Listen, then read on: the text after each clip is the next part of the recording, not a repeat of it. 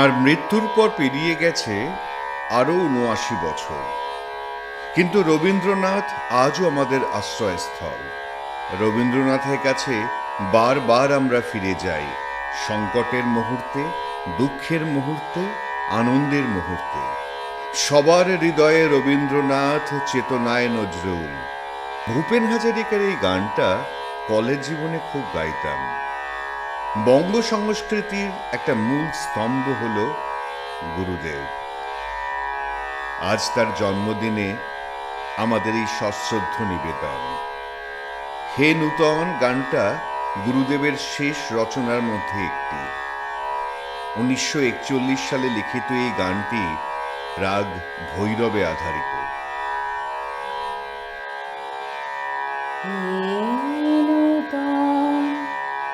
দেখা দি কারবার জন্মের প্রথম শুভ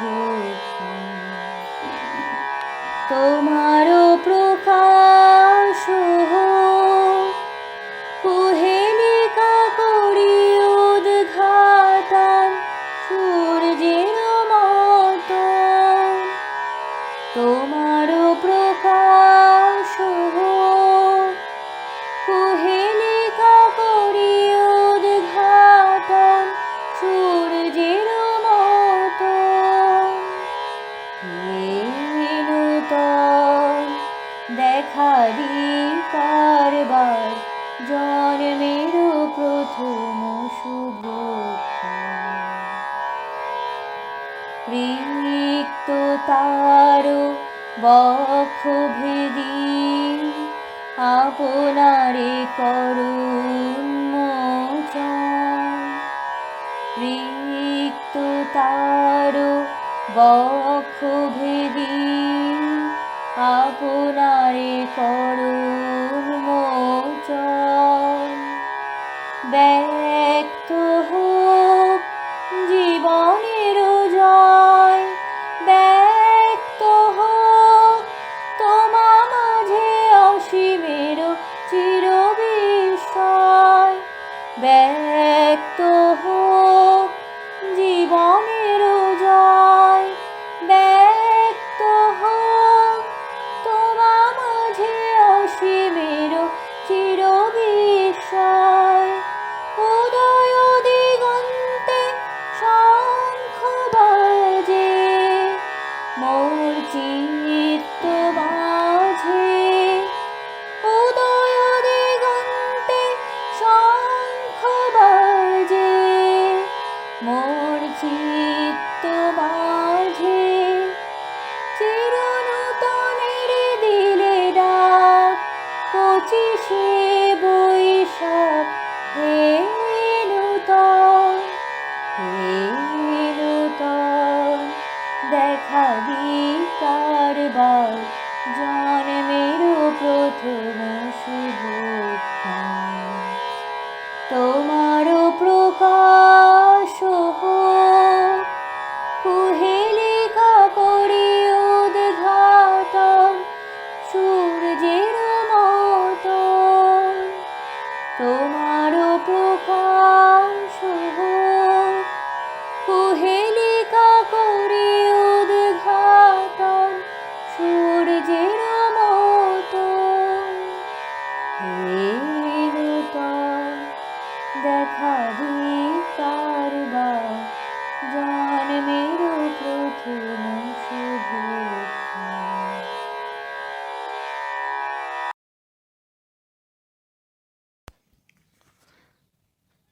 এই কবিতাটি কবিগুরু রবীন্দ্রনাথের জন্মদিন উপলক্ষে তাকে নিয়েই লেখা। কবিতাটির নাম রবি হলো কবি।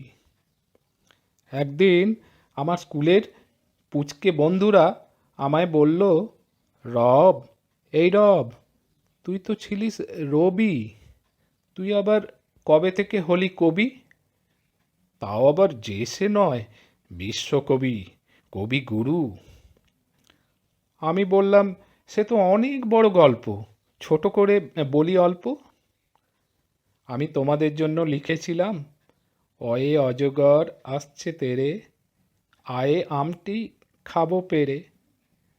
তাই শুনে সবাই বলে উঠল, দূর, এ তো সেই কবেকার পুরনো গল্প, নতুন কিছু বলো।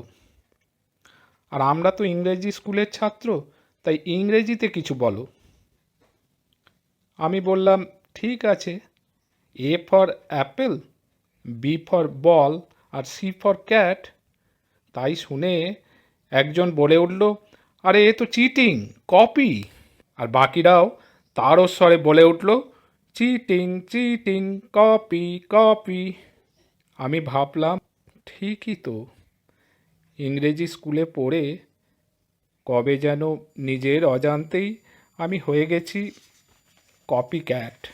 তাই রাগে দুঃখে ঘৃণায় আমি চলে এলাম বাড়ি। আর সেই থেকেই আমার স্কুলের সঙ্গে আড়ি। বাবা বললেন, যাচ্ছ না স্কুল, করছো মস্ত ভুল। আমারও হলো জেদ, আর সেই থেকেই স্কুলের পড়ায় ছেদ। স্কুল যাইনি তো কি হয়েছে, টেনে নিলাম বাবার হিসেবের খাতা, আর ভরিয়ে দিলাম পাতার পর পাতা। আমি লিখলাম আমার প্রথম কবিতা, জল পড়ে, পাতা নড়ে। আর তা শুধু গাছের পাতাই নয়, গোটা বিশ্বকে নাড়িয়ে দিল। সেই যে 6 বছর বয়সে আমার কবিতা লেখা শুরু, সেখান থেকেই আজ আমি কবিগুরু। 80 বছর বয়সে লিখলাম আমার শেষ কবিতা, শেষের কবিতা।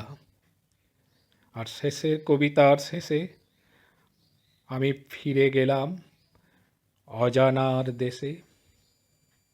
ধন্যবাদ।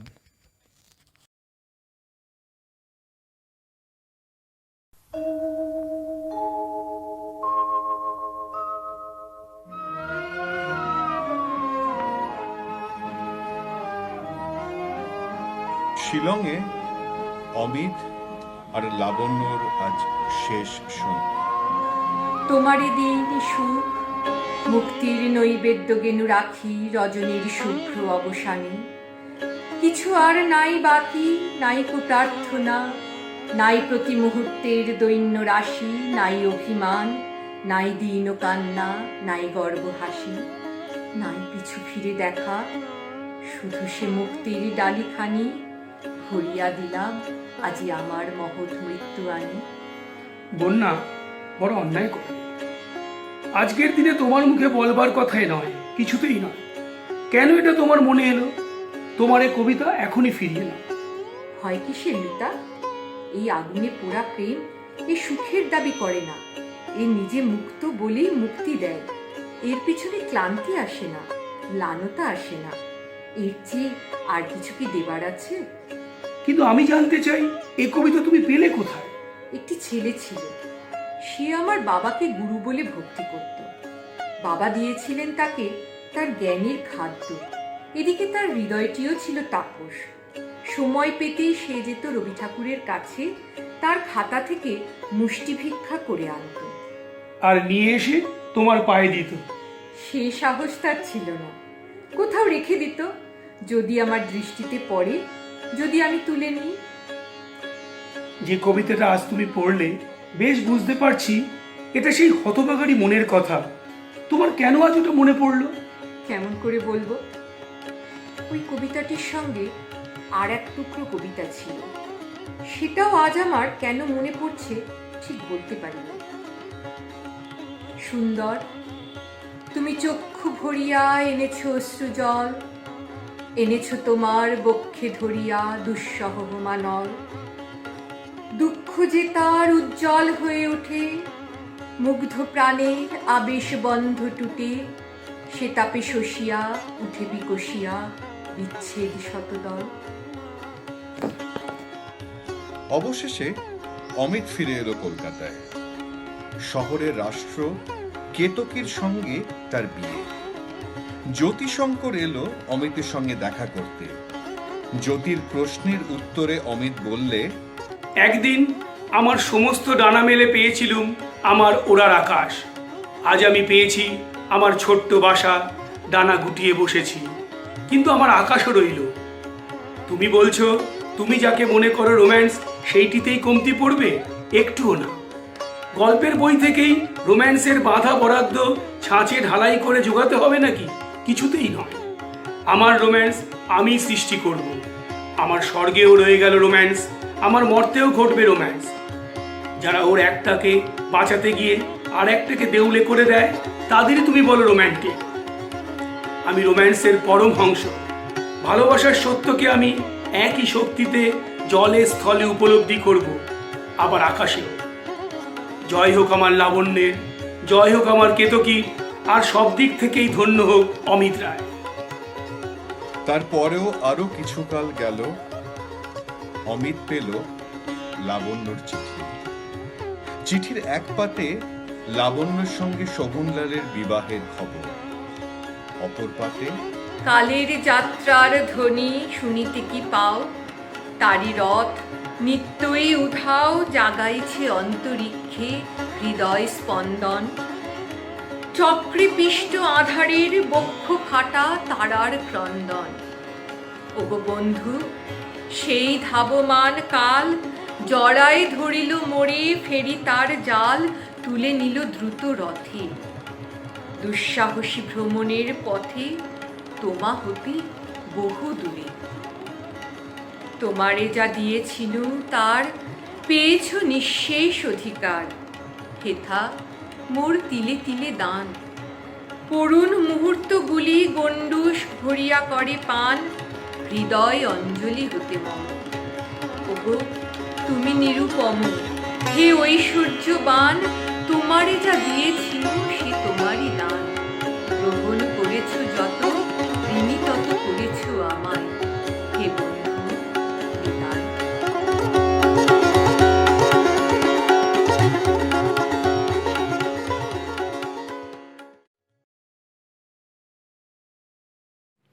রবীন্দ্র গীতিনাট্য কালমৃগয়ের একটি গান, ফুলে ফুলে ঢলে ঢলে বহে কিবা মৃদু বায়। এই গীতিনাট্যের দ্বিতীয় দৃশ্যে বনদেবীর কণ্ঠে গানটি শোনা যায়। 1882 সালে প্রথম এই গীতিনাট্যটির অভিনয় আয়োজিত হয়। স্কটিশ লেখক রবার্ট বার্নের লেখা ইয়ে ব্যাংকস অ্যান্ড ব্রেজ গানটিকে অনুবাদ করে এই গানটির রচনা করা হয়েছিল।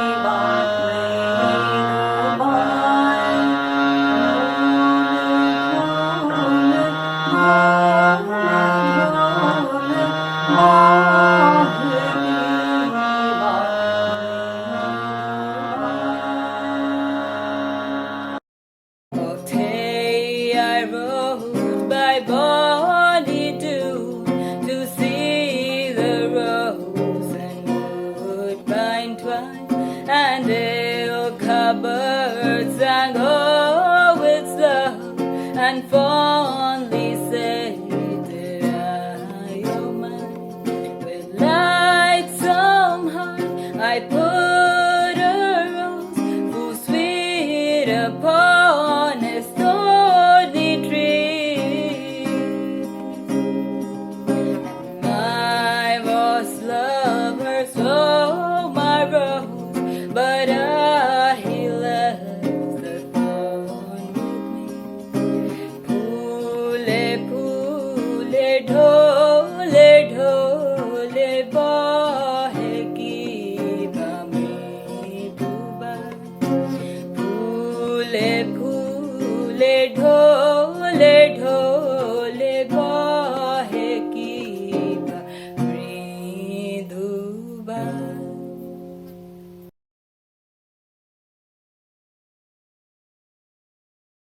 জয়ন্তী পালন মানে গঙ্গা জলে গঙ্গা পুজো করার মতো, অর্থাৎ তার রচনার মাধ্যমেই তাকে স্মরণ করা, তাকে জানানো শ্রদ্ধাঞ্জলি। কিন্তু শুধু রবীন্দ্র জয়ন্তীতেই তাকে স্মরণ করব এটা মন মানে না, কারণ তিনি আমাদের জীবনে আমাদের প্রত্যেকটি মুহূর্তের সাথে অঙ্গাঙ্গিভাবে জড়িত। তিনি প্রাতঃস্মরণীয়। আজকে তারই জন্মদিনে আমি জানাবো শ্রদ্ধাঞ্জলি তারই রচনা, তারই লেখা কবিতা পরিচয়ের মাধ্যমে।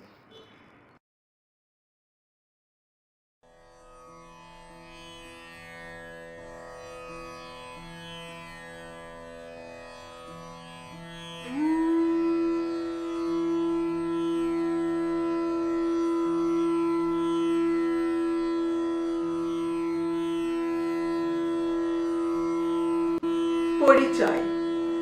একদিন তরিখানা থেমেছিল এই ঘাটে লেগে, বসন্তের নূতন হাওয়ার বেগে। তোমরা সুধায় ছিলে মোরে ডাকি, পরিচয় কোনো আছে নাকি, যাবে কোনখানে? আমি শুধু বলেছি কে জানি। নদীতে লাগিল দোলা, বাঁধনে পড়িল টান, একা বসে গাহিলাম যৌবনের বেদনার গান। সেই গান শুনি কুসুমিত তরুতলে তরুণ তরুণী তুলিল অশোক, মোর হাতে দিয়া কহিল এ আমাদেরই লোক, আর কিছু নয়, সে মোর প্রথম পরিচয়। তারপরে জোয়ারের বেলা সাঙ্গ হলো, সাঙ্গ হলো তরঙ্গের খেলা। কোকিলের ক্লান্ত গানে বিস্মৃত দিনের কথা অকস্মাৎ যেন মনে আনে। কনক চাপার দল পরে ছুড়ে ভেসে যায় দূরে।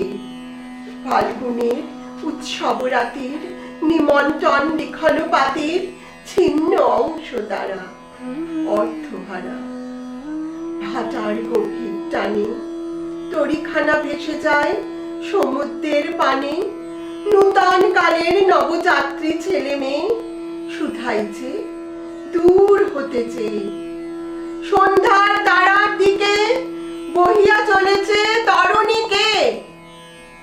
সে তারিতে বাঁধিলাম তার, গাহিলাম আর বার, মোর নাম এই বলে খ্যাত হোক, আমি তোমাদেরই লোক, আর কিছু নয়, এই হোক শেষ পরিচয়।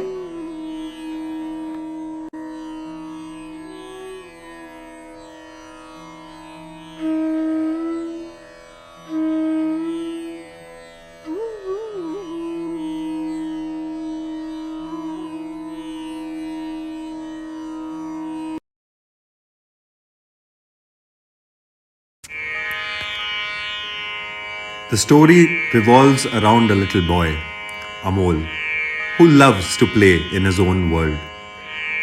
He enjoys the chirping of birds, chasing the butterflies, and cuddling the puppies. But Amol is very unhappy these days. He has been unwell for quite some time now and misses playing in the lush green fields and splashing the river water with his tiny little feet. The doctor has suggested that he must stay indoors till he is strong enough to step out of the house. Amol is extremely disappointed by this verdict. Amol longs to go out to play with the squirrels, to catch his own shadow under the warmth of the sun, to run across the green paddy fields and eat the sweet fruits hanging from the trees. He wishes to float the paper boats that he has made and catch the sight of the beautiful rainbow. But his illness has restricted him at home. When will I ever get well so that I can go to all the places my heart so desires? He often asks himself. Little does the child know that his illness will take a long time before he is finally free from the ailment that has imprisoned him in his own house. This story resonates around us. We are all Amols restricted in our own houses during this period of lockdown. The highly contagious virus has crippled life, and it looks as if the earth has hit the pause button. The only difference is, unlike Amol, we fortunate that by the grace of Almighty, we are all hearty and healthy in our own homes.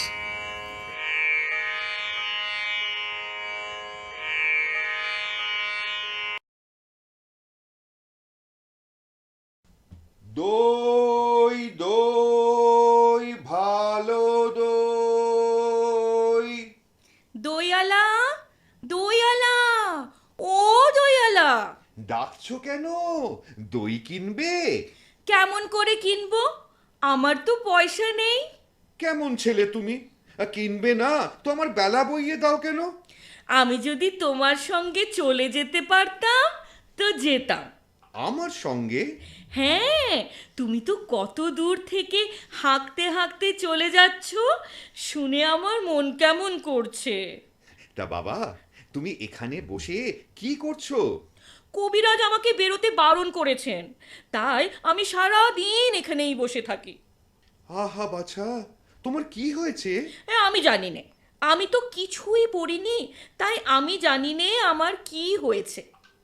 দয়ালা, তুমি কোথা থেকে আসছো? হ্যাঁ, আমাদের গ্রাম থেকে আসছি বাবা। তোমাদের গ্রাম? অনেক দূরে তোমাদের গ্রাম? হ্যাঁ, আমাদের গ্রাম সেই পাঁচমুড়ো পাহাড়ের তলায়, শ্যামলী নদীর ধারে।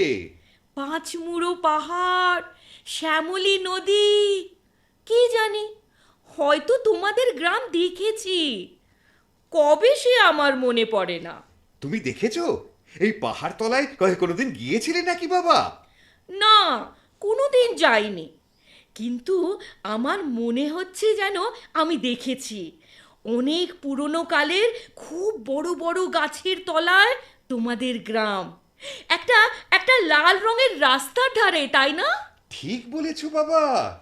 সেখানে পাহাড়ের গায়ে সব গরু চড়ে বেড়ায়। কি আশ্চর্য, ঠিক বলছো। আরে আমাদের গ্রামে গরু চড়ে বই কি, খুব চড়ে। মেয়েরা সব নদী থেকে জল তুলে মাথায় কলসি করে নিয়ে যায়, তাদের তাদের সব লাল শাড়ি পরা। বাহ বাহ, ঠিক কথা। আমাদের সব গয়লাপাড়ার মেয়েরা নদী থেকে জল তুলে কলসি করে নিয়ে যায়, তবে কি না তারা সবাই যে লাল শাড়ি পরে তা নয়।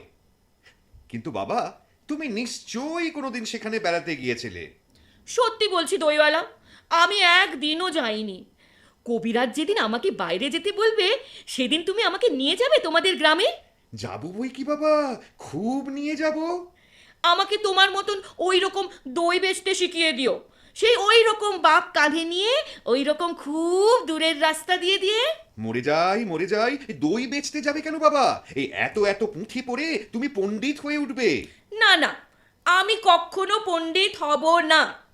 আমি তোমাদের রাঙা রাস্তার ধারে, তোমাদের বুড়ো বটের তলায়, গোয়ালপাড়া থেকে দই নিয়ে এসে দূরে দূরে গ্রামে গ্রামে বেচে বেচে বেড়াবো। কি রকম করে তোমরা বলো, দই দই ভালো দই, এই আমাকে সুরটা শিখিয়ে দিও। হায় পোড়া কপাল, এ সুর কি শেখবার সুর? না না, আমার শুনতে খুব ভালো লাগে। আকাশের খুব শেষ থেকে যেমন পাখির ডাক শুনলে মন উদাস হয়ে যায়, তেমনি ওই রাস্তার মোড় থেকে ওই গাছের সারির মাঝ দিয়ে যখন তোমার ডাক আসছিল, আমার আমার মনে হচ্ছিল, কি মনে হচ্ছিল, কি জানি কি মনে হচ্ছিল। বাবা, এই এক ভার দই তুমি খাও। আমার তো পয়সা নেই। না না, না না, এই পয়সার কথা বলো না। তুমি আমার দই খেলে আমি কত খুশি হব।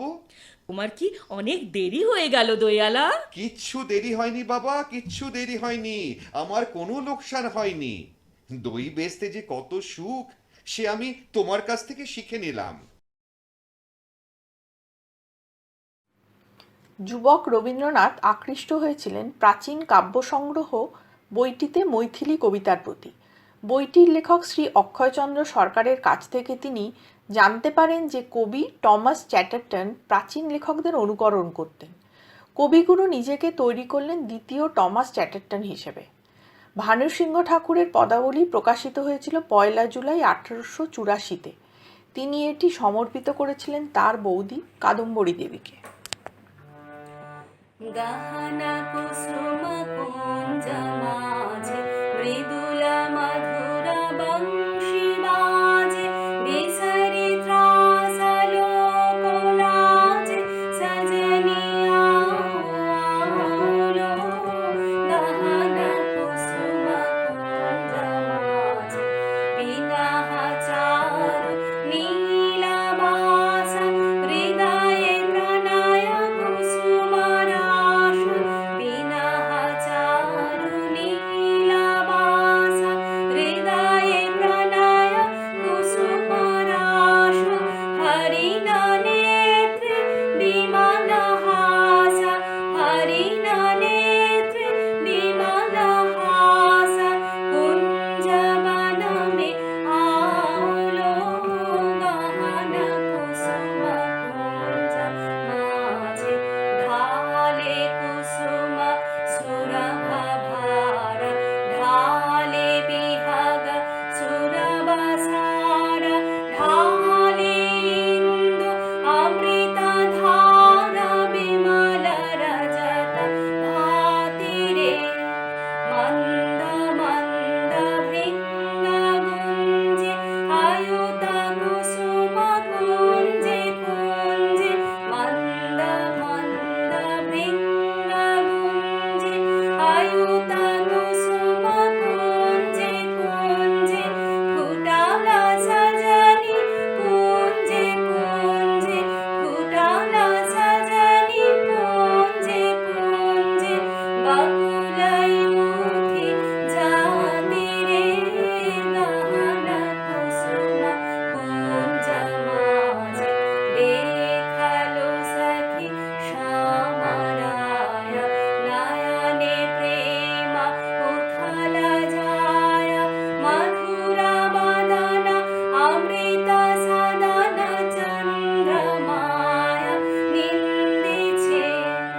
आओ आओ सजनी वृंद हे रब सखी श्री गोविंद।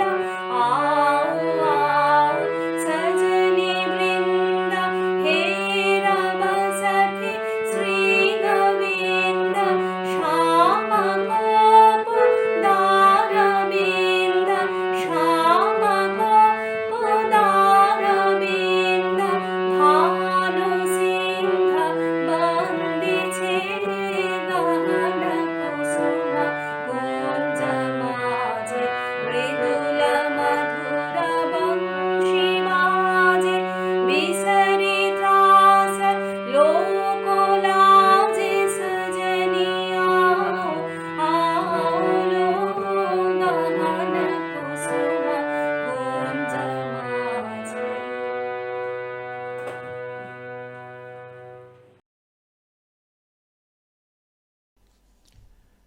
প্রাণখোলা হাসি আমাদের জীবনের বোঝ অনেকটা হালকা করে দেয়। মহৎ শিল্পীরা জীবনকে কান্না আর হাসির এক সংমিশ্রণ বলে মনে করেন। তারা জীবনের এই দুটো অনুভূতিকে সমানভাবে গ্রহণ করেন। কবি রবীন্দ্রনাথ এমন একজন শিল্পী যিনি জীবনের এই পরম সত্যকে পরম আলিঙ্গন করেছেন। কবিগুরু তার লেখনীতে হাস্যোচ্ছলে গুরুগম্ভীর বক্তব্য আমাদের সামনে উপস্থাপনা করেছেন। রাজহাঁসটির গলা সরু লাঙল চালায় দুইটি গরু, রাজহাঁসটির গলা সরু লাঙল চালায় দুইটি গরু। উফ বাবা, কাকে মাস্টারমশাই যা পিটিয়েছে না, এখন অব্দি পিঠটা চরচর করছে। আজকে আবার পড়া ধরবে বলেছে। এই রে, মাস্টারমশাই এসে গেছে। আমি বরং চোখ পড়াটা করতে থাকি। রাজহাঁসটির গলা সরু লাঙল চালায় দুইটি গরু, রাজহাঁসটির গলা সরু লাঙল চালায় দুইটি নিজে মধুসূদন, হ্যাঁ মাস্টারমশাই। কালকে যা পড়িয়েছিলাম সব মনে আছে তো? হ্যাঁ মাস্টারমশাই, আপনি যা পড়িয়েছিলেন সব মনে আছে। বেশ, বলতো উদ্ভিদ কাকে বলে? উদ্ভিদ? ওই তো যেটা মাটি ফুলে ওঠে। বাহ, তাহলে পড়েছিস মনে হচ্ছে। আচ্ছা, একটা উদাহরণ দে। উদাহরণ? হ্যাঁ। উদাহরণ কেঁচো। হ্যাঁ, কেঁচো? আচ্ছা, পদ্য পাঠ করেছিস? হ্যাঁ। বলতো কাননে কি ফোটে? কাননে কি ফোটে? আরে, কাননে কি ফোটে? কাননে কি ফোটে? আরে প্রশ্ন করছি, কাননে কি ফোটে? কাননে ফোটে? হ্যাঁ। কাঁটা। কাঁটা? ঠিকই তো বললাম, আপনি জান না, আপনারও উঠবে। কিছু কি ধরি? আচ্ছা বলতো, সিরাজদৌল্লা কে কে কেটেছিল? ইতিহাসে কি বলে বল?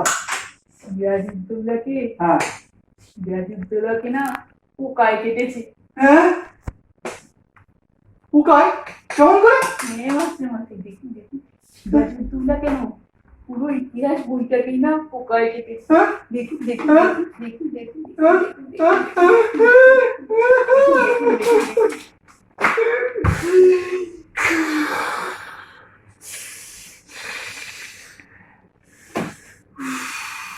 কি করিস?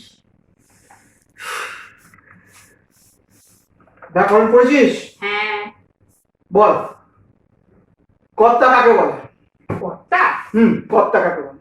কর্তা হলো ও পাড়ার জন্মসী। কেমন করে? তিনি সবসময় গৃহকর্ম নিয়ে থাকেন তাই। আরে তোর মাথা, তোর মাথা, তোর মাথা। মাথা না, পিঠ পিঠ পিঠ। ষষ্ঠী তৎপুরুষ কি? জানি না। জানি না? না না, ষষ্ঠী ওটা তৎপুরুষ। বিলক্ষণ জানি।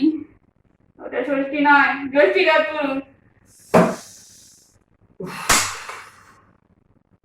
তুই অঙ্ক করেছিস? হ্যাঁ। আচ্ছা, ভালো।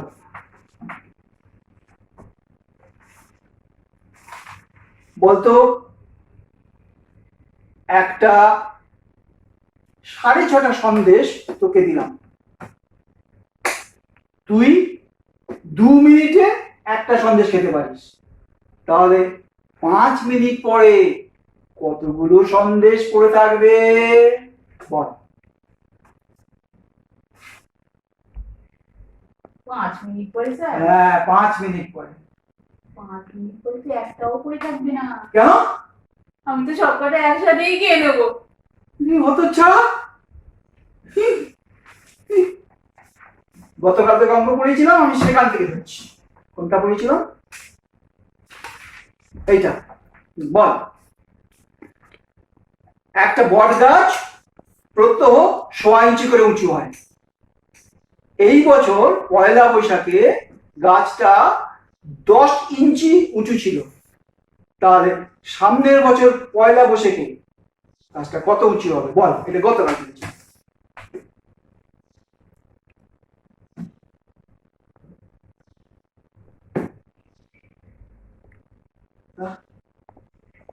যদি গাছটা বেঁকে যায় হ্যাঁ,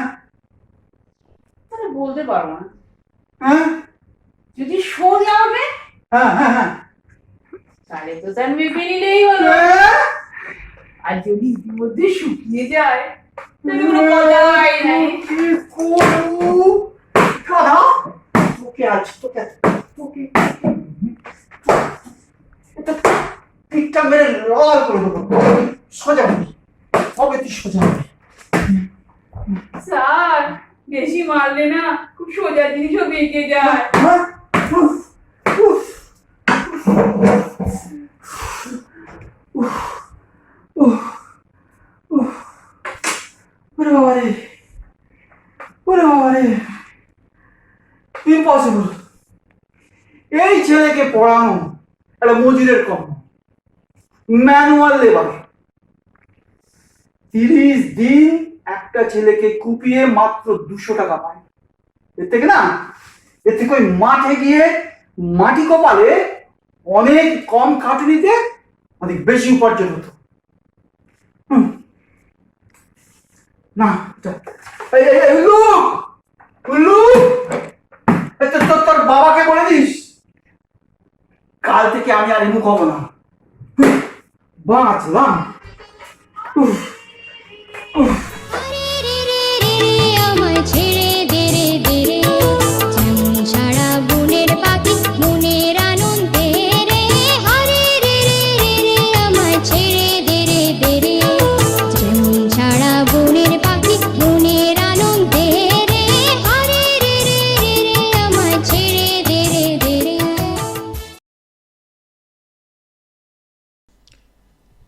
ভানু সিংহের পদাবলী, ব্রজবুলি ভাষায় লেখা বৈষ্ণব পদাবলী।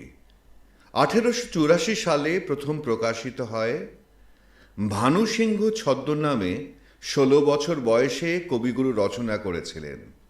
রাধা কৃষ্ণের প্রেমগাথা বর্ণনা করেছিলেন।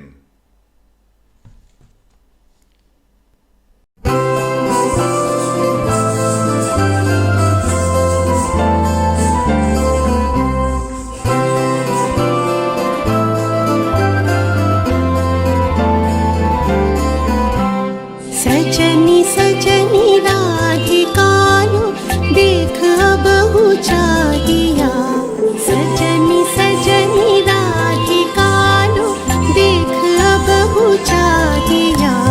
मृदुल गमन श्याम आवे मृदुल गान गाहिया। सजनी सजनी राधिकालो देख बहु चाहिया। सजनी सजनी राधिकालो सनि सनि सनि धप मगम देख अब हो चाहिया। धप धप मगरे गरे मृदुल कमल श्याम आवे निस सारी रे ग गम म प मृदुल गान गाहिया। सजनी सजनी राधिकालो देख अब हो चाहिया। मृदुल कमल श्याम आवे मृदुल गान गाहिया। विनह झटित कुसुमहार विनह नीलांगिया। विनह झटित कुसुमहार विनह नीलांगिया। सुंदरी सिंदूर देखे सीधे करहनागिया। सजनी सजनी राधिकालो देख अब हो चाहिया।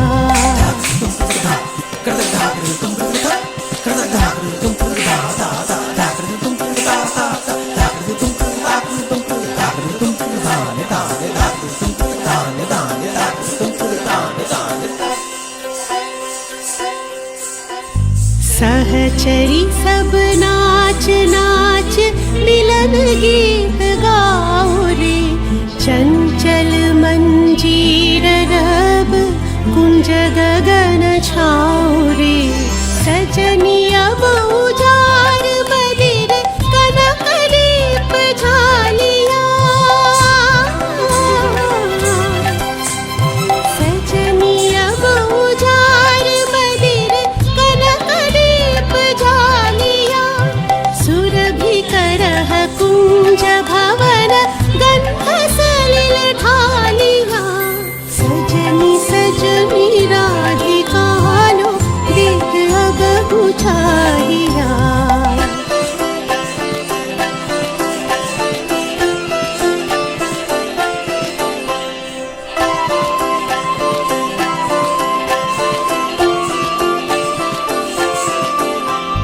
मल्लिका चमेली बेली कुसुम तुलह बालिका गाथ जूथी गाथ जाति गाथ बकुल मालिका ऋषिथ नयन भानु सिंह कुंज पथम चाहिया ऋषिथ नयन भानु सिंह कुंज पथम चाहिया मृदुल गमन श्याम आवे मृदुल गान गाहिया सजनी सजनी राधिकानु देख अब चाहिया मृदुल गमन श्याम आवे मृदुल गान गाहिया सजनी सजनी सजनी सजनी सजनी सजनी सजनी सजनी सजनी सजनी सजनी सजनी राधिकानु देख अब चाहिया सजनी सजनी राधिकानु देख अब चाहिया।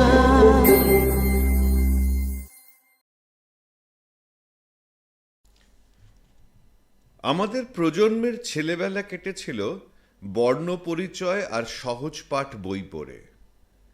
বাংলা ভাষা শিক্ষার জন্য এই বই দুটির অবদান অতুলনীয়। বিশেষ করে প্রবাসী বাঙালিরা তাদের ছেলেমেয়েদের বাংলা শেখানোর জন্য আজও এই বই দুটো কিনে নিয়ে যান। ছোটবেলাকার সেই ছড়াগুলো আজও আমাদের মুখস্থ। সেই রকম একটি চিরপরিচিত ছড়া হলো হাট, মানে ওই কুমোর পাড়ার গরুর গাড়ি।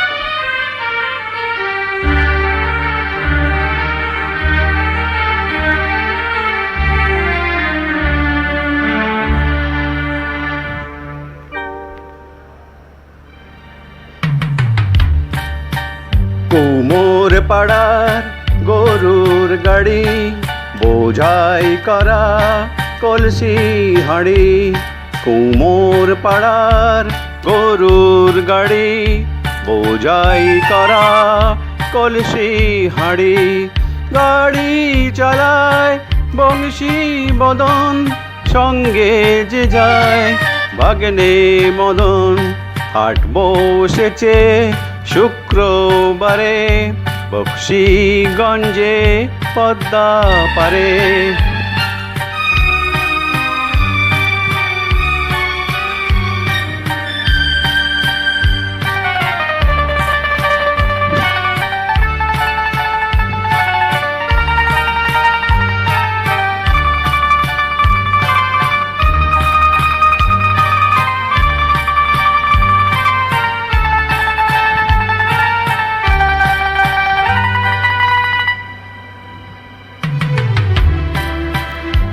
জিনিসপত্র জুটিয়ে এনে গ্রামের মানুষ বেচে কেনে উচ্ছে বেগুন পটল মূলো বেতের বোনা ধামাকুলো সর্ষে ছোলা ময়দা আটা শীতের রেপার নকশা কাটা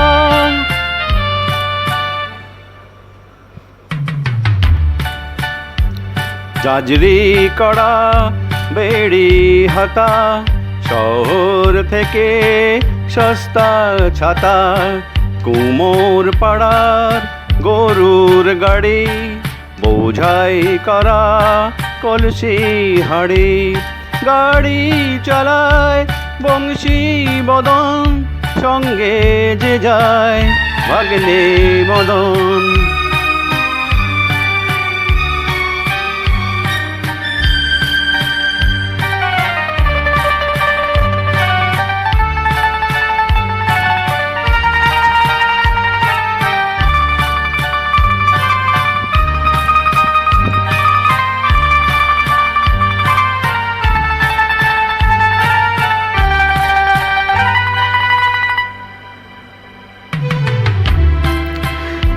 কলসি ভরা দেখো গুড়ে, মাছি যত বেড়ায় উড়ে। কলসি ভরা দেখো গুড়ে, মাছি যত বেড়ায় উড়ে।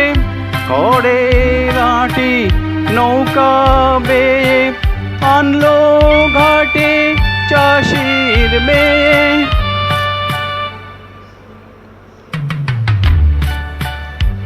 অন্ধ কানাই পথের পরে গান শুনিয়ে ভিক্ষে করে।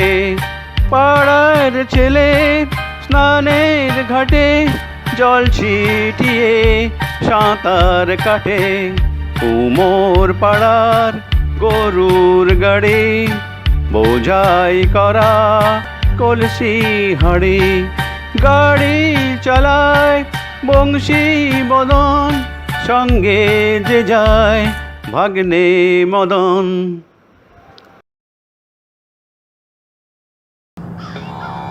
আলোয় আলোয় ফুটে ওঠার কথা মনে এলেই মনে পড়ে এক সকালবেলার কথা। 19 বছরের রবীন্দ্রনাথ সদর স্ট্রিটে তার দাদা জ্যোতিরিন্দ্রনাথের বাড়ি থেকে দেখছেন সূর্যোদয়। ফ্রি স্কুল স্ট্রিটের বাগানের গাছের পাতার ফাঁক দিয়ে সূর্য উঠেছে। সূর্য তো রোজই ওঠে, কিন্তু সেদিনের সূর্যোদয় দেখে কবির মনে হলো যেন সারা পৃথিবী আনন্দের ঢেউয়ে ভেসে যাচ্ছে। কবি লিখলেন এই কবিতা।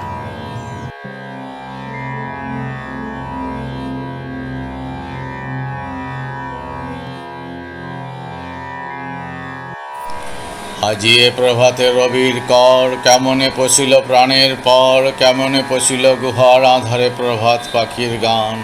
না জানি কেন রে এতদিন পরে জাগিয়া উঠিল প্রাণ, জাগিয়া উঠেছে প্রাণ। ওরে উথলি উঠেছে বাড়ি, ওরে প্রাণের বাসনা প্রাণের আবেগ রুধিয়া রাখিতে নারী। থর থর থর কাঁপিছে ভূধর, শিলা রাশি রাশি পড়িছে খসে। ফুলিয়া ফুলিয়া ফেনিল সলিল, গরজি উঠিছে দারুণ রোষে। হেথায় হোথায় পাগলের প্রায়, ঘুরিয়া ঘুরিয়া মাতিয়া বেড়ায়। বাহিরিতে চায় দেখিতে না পায়, কোথায় কারার দ্বার। কেন রে বিধাতা পাষাণ হেন, চারিদিকে তার বাঁধন কেন। ভাঙরে হৃদয় ভাঙরে বাঁধন, সাদরে আজিকে প্রাণের সাধন। লহরীর পরে লহরী তুলিয়া আঘাতের পর আঘাত কর। মাতিয়া যখন উঠেছে পরাণ, কিসের আধার কিসের পাষাণ। উঠিলে যখন উঠেছে বাসনা, জগতে তখন কিসের ডর।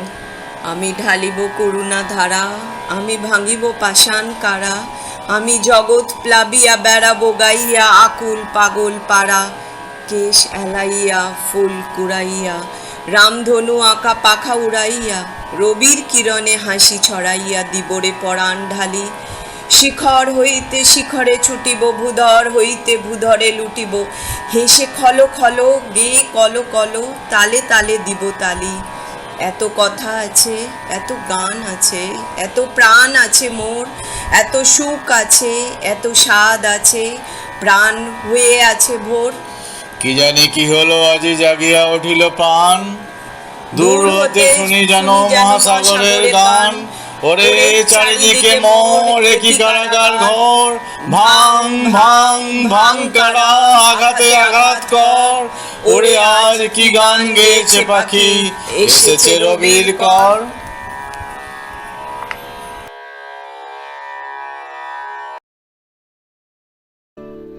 আমারে ঘর বহু যতন করে ধুতে হবে, মুছতে হবে মোরে। আমারে ঘর বহু যতন করে ধুতে হবে, মুছতে হবে মোরে।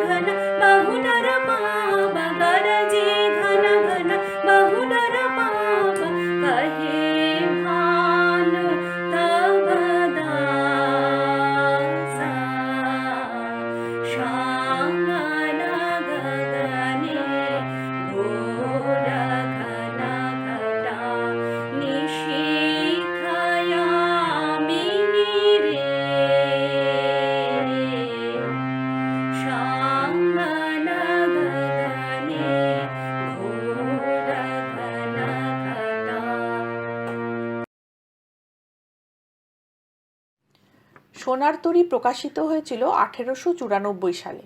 এই কবিতাগুচ্ছটি ছিল গুরুদেবের প্রথম সাফল্য। প্রথম কবিতায় কবি বসে আছেন এক নদীর তীরে, দুঃখী এবং একা। তার পাশে পড়ে আছে কাটা ধান। নৌকা বেয়ে চলমান এক পথিক কবির অনুরোধে তীরে এসে শুধু তার ধান নিয়ে চলে যায়। গগনে গরজে মেঘ, ঘন বরষা, কুলে একা বসে আছি, নাহি ভরসা।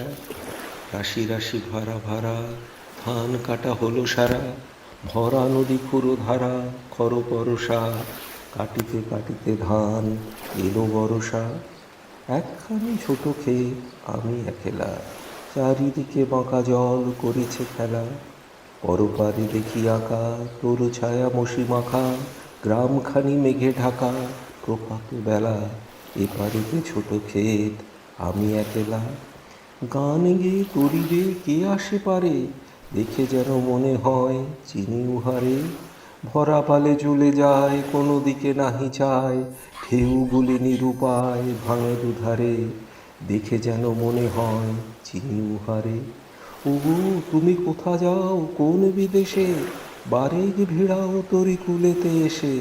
যেও যেথা যেতে চাও, যারে খুশি তারে দাও, শুধু তুমি নিয়ে যাও ক্ষণিক হেসে আমার সোনার ধান কুলেতে এসে। যত চাও তত লও তরণী পরে, আর আছে আর নাই দিয়েছি ভরে। এতকাল নদী কূলে যাহা লয়েছে ভুলে, সকলই দিলাম তুলে থরে বিথরে। এখন আমার এলহ করুণা করে, ঠাই নাই ছোট সে তরি, আমারই সোনার ধানে গিয়েছে ভরি।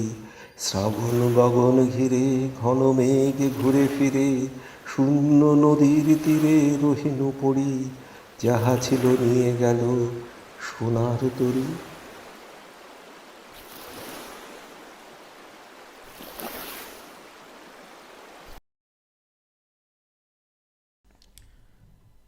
বিসর্জন রবীন্দ্রনাথ ঠাকুরের অন্যতম শ্রেষ্ঠ নাটক। এই নাটকে রবীন্দ্রনাথ তুলে ধরেছেন অন্ধ কুসংস্কার আচ্ছন্ন ধর্মবিশ্বাসের সঙ্গে মানব প্রেমের তথা হৃদয় ধর্মের সংঘাতকে। পশু বলিদানকে কেন্দ্র করে ত্রিপুরার রাজা গোবিন্দ মাণিক্যের জীবপ্রেমের সাথে সংঘাত ঘটে মন্দিরের পুরোহিত রঘুপতির। একদিকে রাজার বলিষ্ঠ সিদ্ধান্ত, অন্যদিকে পুরোহিতের মনে তার প্রভাব আর প্রভুত্ব হারানোর ক্ষোভ। দ্বন্দ্ব, সংঘাত, অন্তর্চিন্তা আর নাটকীয়তার মধ্যে দিয়ে এগিয়ে চলে এই কাহিনী।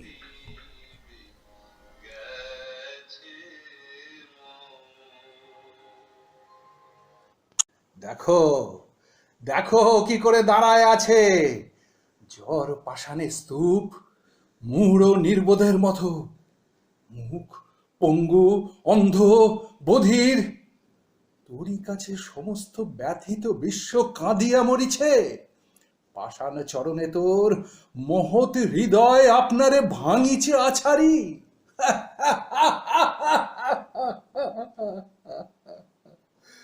কোন দানবেরে এই ক্রূর পরিহাস জগতের মাঝখানে রয়েছে বসিয়া। মা বলিয়া ডাকে যত জীব, হাসে তত ঘোরতর অট্টহাস নির্দয় বিদ্রুপ। দে দে ফিরায় জয় সিংহে মোর, দে ফিরায় রাক্ষসী পিশাচী। জয় জয় মহাদেবী। দেবী কই? দেবী নাই। ফিরাও দেবী রে গুরুদেব, এনে দাও তারে, রোজ শান্তি করিব তাহার। হানিয়াছি মার পূজা, রাজ্যপতি সব ছেড়ে পালাইয়েছে, তবু প্রতিজ্ঞা আমার, দয়া করো দেবীরে ফিরায় আনো শুধু। আজি এই এক রাত্রি তরে কোথা দেবী? কোথাও সে নাই, ঊর্ধ্বে নাই, নিম্নে নাই, কোথাও সে নাই, কোথাও সে ছিল না কখনো। প্রভু, এইখানে ছিল নাকি দেবী? দেবী বলো তারে? এ সংসারে কোথাও থাকিত দেবী, তবে সেই পিশাচিরে দেবী বলা কবু সহ্য কি করিত দেবী?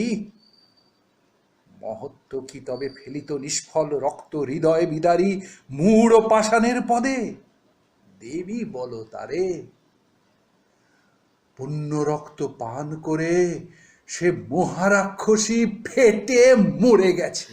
গুরুদেব, বাঁধিও না মোরে, সত্য করে বলো আরবার, দেবী নাই? নাই। দেবী নাই? নাই। দেবী নাই। তবে তবে কে রয়েছে? কেহ নাই, কিছু নাই। নিয়ে যা পূজা, ফিরে যা, বল শীঘ্র কোন পথে গেছে মহারাজ? পিতা। জননী, জননী, জননী আমার। পিতা, এ তো নহে ভর্ৎসনার নাম। পিতা, মা জননী, এ পুত্র ঘাতিরে পিতা বলে যে জন ডাকিত, সেই রেখে গেছে ওই সুধা মাখা নাম তোর কণ্ঠে। এইটুকু দয়া করে গেছে। আহ, ডাক আরবার। পিতা, এসো, এ মন্দির ছেড়ে যাই মোরা তবে।